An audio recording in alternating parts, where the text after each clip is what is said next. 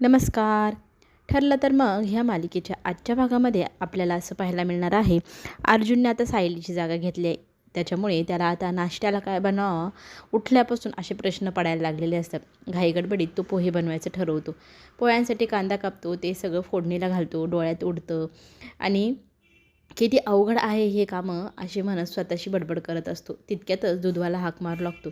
दुधासाठी त्याने चहाचं छोटंसं पातेलं नेलेलं असतं. तर तो म्हणू लागतो की याच्यात दूध जास्त येणार नाही, तुम्ही असं कसं पातेलं आणलं? हे सगळे कामं ना मॅडमलाच चांगले जमतात, मॅडमला बोलवा ना. तर तो म्हणतो नाही नाही मी करू शकतो, थांब मी आणतो. मग दुसऱ्यांदा मोठं पातेलं घेऊन जातो. तर एवढ्या मोठ्या पातेल्यात अख्ख्या गावाचं दूध घ्यायचं का, असं दूधवाला विचारू लागतो. मग तो पुन्हा जातो, मीडियम साईज पातेलं घेऊन येतो आणि दूध घेऊ लागतो. बघता बघता फोडणीचा जळण्याचा वास येऊ लागतो आणि पटकन दुधाचं पातेलं घेऊन तो किचनमध्ये धाव सुटतो. किचनमध्ये गेल्यावर तो गॅस बंद करतो. आपल्याला काहीही नीटसं जमत नाही ह्या गोष्टीची खंत त्याला वाटत असते आणि मग तो टेबलवर येऊन बसतो. आता काय करावं हे त्याला सुचेना नाश्त्यासाठी आणि कुणाची मदत घ्यावी हेही त्याला कळेना.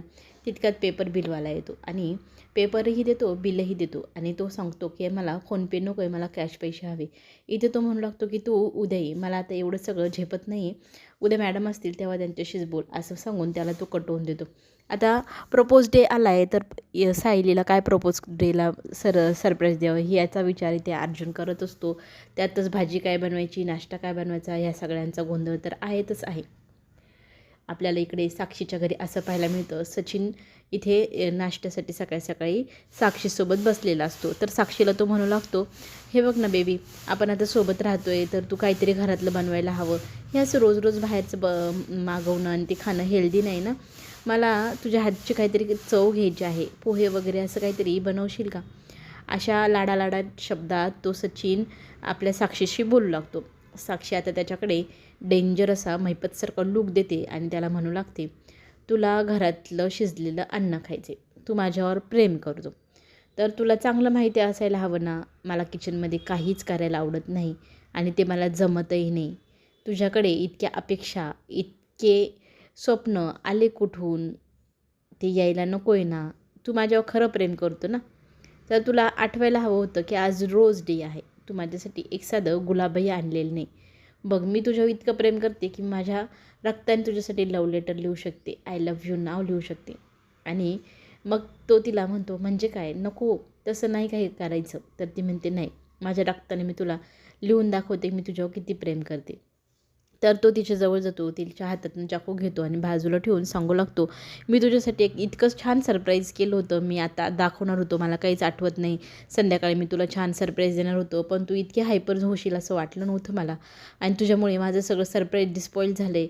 मी तुझ्यावर किती प्रेम करतो हे तुला मी सांगणार होतो, दाखवणार होतो, पण तू इतकी हायपर झाली आहे ना, मला आता सुचत नाही. मी तुला देणार जे सरप्राईज रात्री देणार होतो ते तुला मी आत्ताच आणून देतो, असं म्हणतो. आणि साक्षीला खरंच वाईट वाटू लागतं की तिने खूपच उतावीळपणा केला आहे, घाई केली आहे. त्याच्यामुळे ती त्याला सॉरी असं म्हणू लागते आणि त्याची माफी मागते. मग तो तिला म्हणतो, ठीक आहे आता मी जातो, तुझ्यासाठी गिफ्ट घेऊन येतो आहे, पण तू आता रडायचं वगैरे काही नाही आणि अजिबात काळजी करायची नाही, मी आलोच थोड्या वेळात, असं सांगून मग तो तिथून निघून जातो. तो बाहेर गेल्यानंतर लगेच एंट्री होते प्रियाची. प्रिया जणू वाटच पाहत होती त्याची घरातनं बाहेर पडण्याची आणि घरात एंट्री करताना म्हणू लागते, अगं अगं हा सचिन इथे कसा काय? तर साक्षी म्हणते, म्हणजे काय, सचिनला तू कशी काय ओळखतेस? तोच माझा बॉयफ्रेंड आहे, आम्ही दोघं लग्न करणार आहोत. तरी ती म्हणते, ओळखते कशी काय? अगं तो माझ्या सख्या नंदेचा नवरा आहे, अगं तो अस्मिताचा नवरा आहे, तुला माहिती नाही?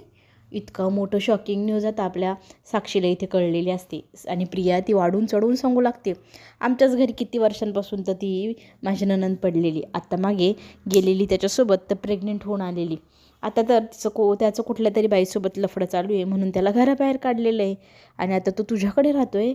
अगं तो बँक रब्ड आहे, त्याच्याकडे एक रुपया नाही आहे. अशी सगळी सविस्तर माहिती साक्षीला कळल्यानंतर साक्षीला आता समजलं आहे की हा कंगाल माणूस माझ्या नशिबी मला फसवण्यासाठी आलेला आहे. तर इथे प्रिया तिला सांगू लागते, आता तू काय करशील? आता ह्या दोघींचा काय तो संवाद होईल तो आपल्याला पुढे पाहायला मिळणार आहे.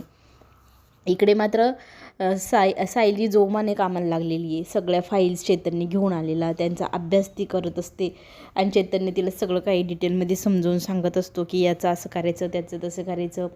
ह्या सगळ्या केसेस एवढं सगळं ऐकून तिच्या डोक्याबाहेर सगळं जात असतं. तितक्यातच ती सायलीच्या जागेवर असलेले अर्जुनला हाक मारते आणि म्हणते, अहो मला ना चहा हवा आहे. आणि ते तितक्यात चैतन्य पण सांगतो मला कॉफी हवी आहे. तर त्या दोघांसाठी चहा कॉफी तो घेऊन येतो आणि तिथे मग ते गप्पा मारत बसलेले असतात आणि त्यांची चहा आणि कॉफी दोन्ही थंड होऊन गेलेलं असतं. पुन्हा एकदा मग ते त्यांना बोलवतात आणि सांगू लागतात की माझं कॉफी आणि चहा थंड झालं आहे, तर तुम्ही तेवढा गरम करून आणून द्याल का? तर इथे आपला अर्जुन डोक्याचा तो चिडतो.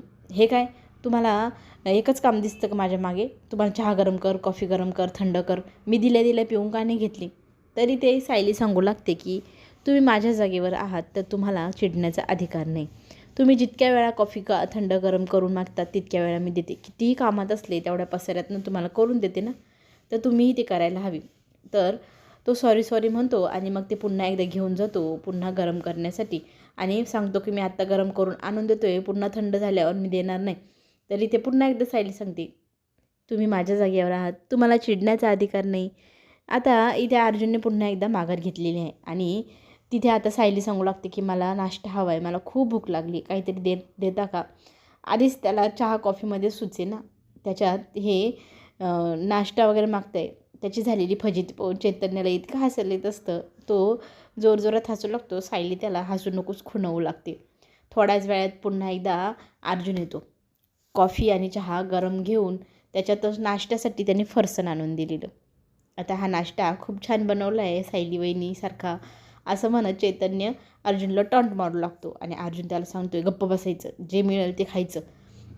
इथे आता विषय पुन्हा एकदा सायली आणि चैतन्य बोलत असतात की रमेश कोणत्या कंपनीत होता, तर त्याच्याकडे गाडी कोणी मागितलेली होती, ते सगळं आपण शोधायला हवं. सावंत शोधतच आहे, सावंतांना त्यांचं काम करू द्या असं अर्जुन म्हणू लागतो. पण सायलीचा असा हट्ट असतो की आपण तिकडे त्या साईटवर जाऊन बघायचं का, तिथे तो असेल का?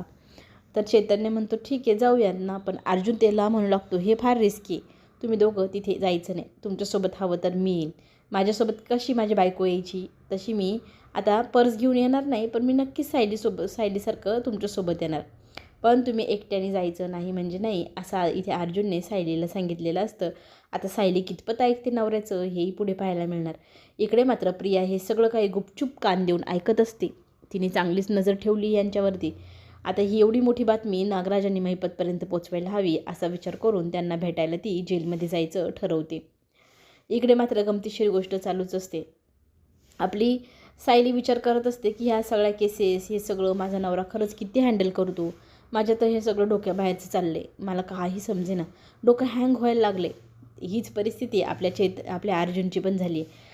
चहा नाश्ता या सगळ्या गोष्टी त्याच्या हाताबाहेरचं होत चालले. त्याला मदतीला तर विमल आणि कल्पनाही आहे. ह्या दोघींची मदत घेऊनही एवढं सगळं जमत नाही आहे. त्याच्यामुळे त्यालाही आता सरेंडर करावं असं वाटतं आहे, पण सरेंडर करणं त्याच्यासाठी एवढं सोपं नाही. चॅलेंज घेतलं आहे तो पूर्ण करावाच लागेल. दोघांच्या मनात एकमेकांच्या तेच चाललेलं असतं आणि एकमेकांना ते विचारू लागतात तू काही म्हणालीस का? तर ते सायली म्हणते नाही अर्जुनही म्हणतो मी कुठे काय म्हणालो, काही नाही आणि असं म्हणून तो विषय तिथेच टाळतात. दोघांची झालेली फजिती पाहून चैतन्याला मात्र फार मजा येत असते. इकडे महिपत आणि अर्जुनला भेटायला प्रिया जेलमध्ये गेलेली असते. तिथे जाऊन ती सगळी घडलेली हकीकत सांगू लागते की जो कोणी गाडीचा ज्याने अरेंज केली होती तो रमेश, त्याला शोधण्याचा प्रयत्न इथे सायली अर्जुन करत आहे पोलिसांच्या मदतीने आणि त्याच्यापर्यंत ते जर पोचले तर त्यांना आणखी जास्त पुरावे आणि माहिती मिळू शकते. तर ही सगळी काय भानगडी ही मला समजावून सांगा. तर इथे महिपत हसू लागतो आणि म्हणू लागतो बघा नागराज शेठ, पोचला हा तुमच्या त्या 22 वर्षापूर्वीच्या गोष्टीपर्यंत तुमचा जावई. अरे 22 वर्षापूर्वी त्या व्यक्तीला तू बोलवलं होतं अर्जंटली ते टेम्पो घेऊन, तर त्याच्यात आता तुझं नाव येणार. हे सगळं कळल्यावरती प्रिया त्यांना म्हणू लागते की लवकरात लवकर त्या पुराव्याच्या ते पोचण्याच्या आधी आपण तिथे पोचून हे सगळं थांबवायला हवं. त्या व्यक्तीला काही करून आपण थांबवायला हवं की कुणाला काही सांगू नको, नागराजचं नाव आलं नाही पाहिजे. पण आता हे सगळं जेलमध्ये बसून नागराज म्हणतो मी करू तर करू कसं? प्रियाला तो म्हणू लागतो आता तू बाहेर आहेस तर तुलाच हे सगळं करावं लागेल. प्रिया मात्र या सगळ्या गोष्टींची जबाबदारी घ्यायला नकार देते. आधीच पैसा नाही, हे सगळं मॅनेज करणं एवढं सोपं नाही. ती रागाने निघून जाते. रात्र झाली. सायली आणि अर्जुन खोलीमध्ये आले. खोलीत गप्पा मारत असतात. गप्पा मारता रमेशचा विषय पुन्हा एकदा निघतो आणि इथे आपण उद्या जाऊन भेटायचं का, मी जाते उद्या भेटायला, असं पुन्हा एकदा सायली म्हणू लागते. तर अर्जुन तिच्यावर रागवतो, एवढ्या खतरनाक साईटवर तू जायचं नाही म्हणजे नाही, आणि एकट्याने तर अजिबातच नाही. तर ती म्हणते माझा नवरा तर भरपूर मदत करतो पोलिसांना, कुठे कुठे एकटाच जातो, तेव्हा नाही असा विचार केला. तर तू म्हणतोस तो माझा विषय वेगळा आहे, तुझा वेगळा आहे. तर इथे अर्जुन राग भरतो सायलीवरती की तू माझं काहीच ऐकत नाही. सायली मग त्याला गुड नाईट म्हणते आणि स्वतःही झोपायला निघून जाते. आणि तिची उशी, तिचं ब्लँकेट ती सावरत असताना तिला तिच्या उशीखाली एक गोष्ट सापडते. अर्जुनला असं वाटत असतं की हिला प्रपोज डेची आठवण पण नाही, ही तर काही म्हणत पण नाही, सगळं विसरून गेली वाटतं. आता इथे सायलीला तिचं गिफ्ट मिळाले, सायलीला आनंद झाला. तर ती म्हणते अहो तुम्हाला लक्षात होतं. तर इथे अर्जुन म्हणतो हो मी लक्षात ठेवले, म्हणून तर तुझ्यासाठी ते गिफ्ट आणून ठेवले, तुला काय वाटलं मी विसरलो. दोघंजण इथे एकमेकांना निवांत वेळ देऊ लागतात.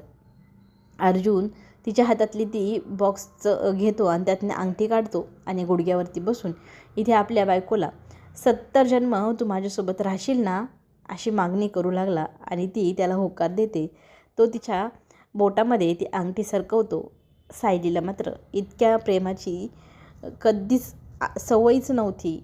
इतकं प्रेम ती अनाथ असताना तिला कोणी दिलंच नाही, ह्या गोष्टीची खंत तिला वाटते. आणि आता ही सगळी खंत, ही जी काही रिकामी जागा आहे ती अर्जुनने भरून काढलेली तिच्या आयुष्यातली, तिला हे सगळे क्षण खूप हवेहवेसे वाटत असतात. ती एकदम गहिवरून जाते, त्या प्रेमात चिंब ओली भिजून जाते. चला पुढील भागामध्ये आपल्याला एक गोष्ट अजून पाहायला मिळणार. अर्जुनने चॉकलेट डे रात्री 12लाच सायलीसोबत सेलिब्रेट केलेला आपल्याला दिसणार. सायली फार आनंदात असते. दुसऱ्या दिवशी सकाळी सकाळी मात्र अस्मिता इथे अर्जुनला आठवण करून देते की आज चॉकलेट डे आहे, तर तुला चॉकलेट घरीच बनवायचं आहे सायलीसाठी. सायली तेच करते, सायली काही विकत आणायला बाहेर जात नाही. तर तो म्हणतो नाही मला जमणार नाही, तर अस्मिताची ऑर्डर नाही करावंच लागेल. ठीक आहे आता प्रयत्न करणार. नाही नाही म्हणता म्हणता आपली सायली त्या NK बिल्डरच्या साईडवर जाऊन पोचली. तिथे काही ती संकटात अडकेल का, अर्जुन तिला मदत करायला वेळेत पोचू शकेल का, हे सगळं पाहण्यासाठी आपण पुन्हा भेटू. चॅनलला लाईक करा, सबस्क्राईब करा. धन्यवाद.